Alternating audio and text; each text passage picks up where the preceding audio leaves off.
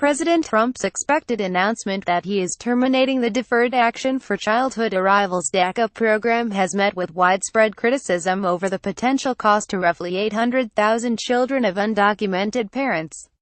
While I agree with the same concern over the status of these individuals, I do not agree with the same criticism of sending daca back to Congress. daca was unilaterally ordered by President Obama after Congress refused to approve the program. Some of us criticized the action as a circumvention of the legislative branch that undermined our system of the separation of powers. But because they liked the result, Democratic members yielded their institutional power to the White House and helped create an unchecked presidency. With Trump using the same authority to pursue his own policies, Democratic leaders now want to radically expand the powers of the judiciary to block an Uber presidency of their own making. They have become constitutional short sellers who dump core principles as soon as they raise political costs. New York Attorney General Eric Schneiderman and Gov. Andrew Cuomo DNY announced that they would challenge Trump's decision in federal court. While they declined to give details of this extraordinary challenge, they would presumably be asking a court to say that Trump could not use the same power to rescind daca that Obama used to create it. Since the power is the same, what remains is the merits of the policy, something courts have long avoided under the political question doctrine. They would have to say that undocumented individuals can be allowed to stay but not ordered to leave by executive order. In the market, short sellers will sell a security in the belief that its value is declining, allowing them to buy it back later at a lower price for a profit. Constitutional short selling follows the same logic, but instead of undermining a financial asset, they undermine a constitutional system. Democrats want to oppose Trump, willing to yield power to the courts, as they did for the last 8 years with regard to the executive branch. The constitutional short seller hopes that by dumping inconvenient principles, they will be able later to regain control of the system. The problem is that, unlike the markets, the constitutional system is not particularly elastic. Such changes can fundamentally alter our government. The temptation to become a short seller is irresistible for politicians who often find it difficult to see beyond the next election. However, Schneiderman is the highest-ranking lawyer in the state of New York.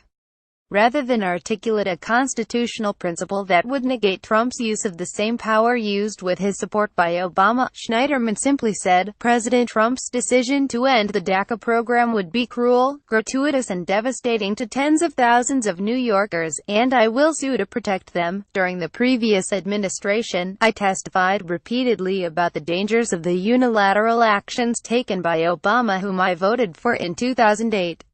2 years ago, I even wrote a column warning that Democrats should consider the prospect of these same powers under health care and immigration being wielded by a President Trump rather than a President Obama. Yet, in one of the strangest demonstrations in history, Democrats rapturously applauded when Obama said that he would simply circumvent their branch because Congress did not yield to his demands for daca and other measures. From a constitutional perspective, it looked like a mosh pit of self-loathing members, politicians eager to be declared a functional non-entity in our tripartite, now bipartite system.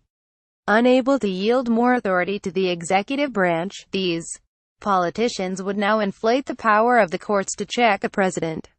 Imagine if a federal court gave Schneiderman what he wants. A federal judge could simply declare that an executive order is gratuitous or too devastating to be allowed. What would have been the reaction if a federal judge declared daca to be gratuitous or cruel to those who are awaiting entry into the country legally? We would have Uber judges to match our Uber president.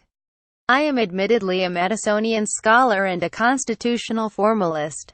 I believe strongly in the role of Congress in legislation and clear lines of separation between the branches. The separation of powers protects us from the concentration of authority in the hands of a single president or a few jurists. James Madison saw Congress as a way to force majoritarian compromise out of our factional divisions. Sometimes when the country is deeply divided, less gets done until we can reach a consensus. It is sometimes takes time, which is a finite and dwindling commodity for presidents. The process is not pretty or easy, but it has one thing to recommend it: we are still here. It is the balance of the three branches that has brought us stability through economic to social to political upheavals. Trump's decision will return this question to where it should have remained: Congress. Presidents do not have the option to go it alone in our system. Obama failed to pass DACA in Congress, and he was left with only two choices. He had to either compromise or change Congress. Sometimes when the country is politically divided, less gets done until we can reach a consensus. However, that consensus is found in the legislative process, not through presidential or judicial proclamations. Where Obama used this authority to circumvent Congress on DACA, Trump is using it to return DACA to Congress. After failing to pass this program earlier, members may now be able to succeed by reaching a compromise with their Republican colleagues. Regardless of the outcome, however, the importance of re-establishing an equal legislative branch is paramount for our system and our future. As for Schneiderman, he should rethink his challenge before more constitutional short sales turn a great constitution into a worthless penny stock. Jonathan Turley is the Shapiro Professor of Public Interest Law at George Washington University. You can follow him on Twitter at Jonathan Turley. The views expressed by contributors are their own and are not the views of The Hill.